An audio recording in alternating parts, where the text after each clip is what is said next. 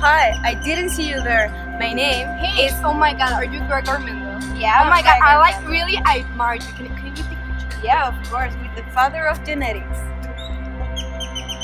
Thanks. You're Hi. welcome. Thanks. Yeah. Well, I'm Gregor Mendel. I was born on July 22nd of 1822. I was a Moravian scientist by occupation.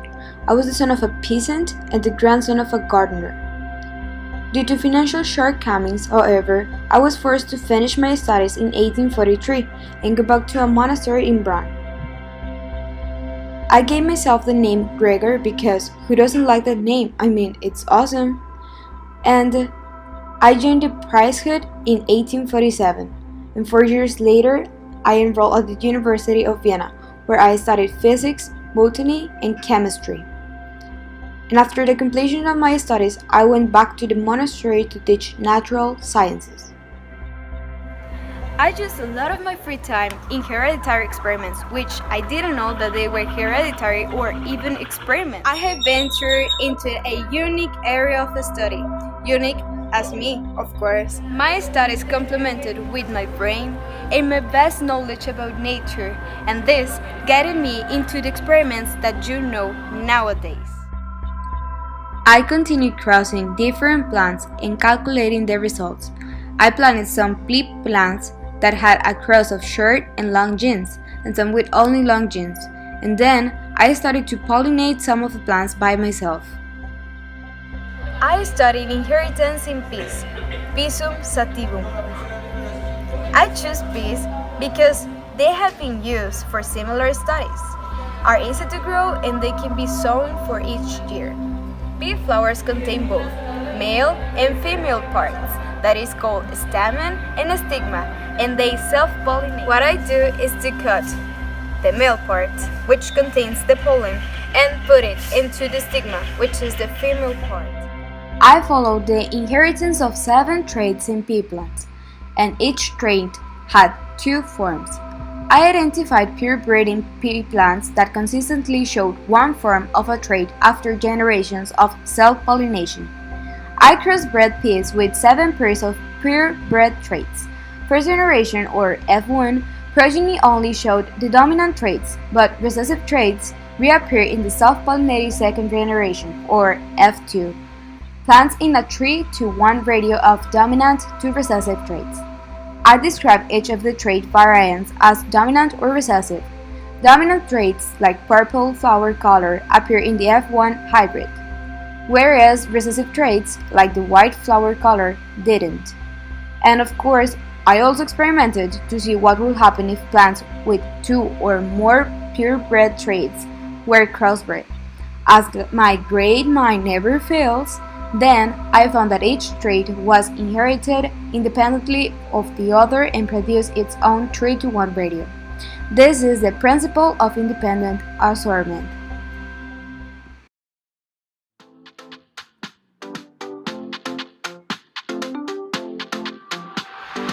One, the dominant slope. How you don't know because I'm gonna explain you. Okay, this is when the offspring that are hybrid for a trait will have only the dominant trait in the phenotype, not in the genotype.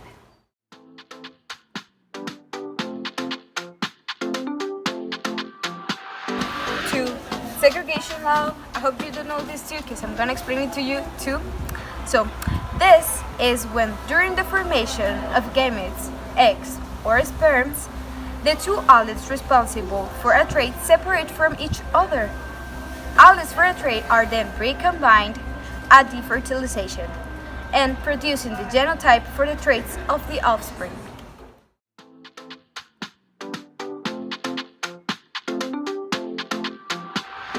3, independent assortment law. Okay, I'm just gonna explain to you. Alleles from different traits are distributed to sex cells and offspring, and independently of one another, they are reproduced. After joining the monastery, I became devoted to religion and believing God is the creator of life, which challenged Darwin and other evolutionists of this time. During my studies, I became closer to one of my teachers, that is Monk FM. Vladimir Klenzel, who shared my interests in religion, evolution, and society. Being surrounded by other monks just make me believe more in religion. Oh my god. Are you Gregor Mendel? Yes, of course I am. Wow. May I have an interview with you? Oh, sure. About what? The Punnett Square. How do you do it? Okay, let me explain it to you. It's very simple. Well, a Punnett square is a graphical representation of the possible genotypes of an offspring arising from a particular cross or breeding event. It is also a tool that has helped us, the geneticists, to predict the possible outcomes of a breeding cross either in an experiment or to try to modify the probabilities and produce an improved breed.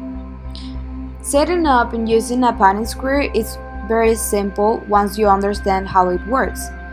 First, you have to begin by drawing a grid of perpendicular lines. Next, you put the genotype of one parent across the top and that of the other parent down on the left side. For example, if parent pea plant genotypes were S, S, capital letter, and S, S, small letter. Next, all you have to do is fill in the boxes by copying the row and column head letters across or down into the empty squares. This gives us the predicted frequency of all of the potential genotypes among the offspring each time reproduction occurs. One sex cell came from each parent. Sex cells normally only have one copy of the gene for each trait. Each of the two Punnett square boxes in which the parent genes for a trait are placed represent one of the two possible genotypes for a parent sex cell. And here is an already made example of a Punnett square.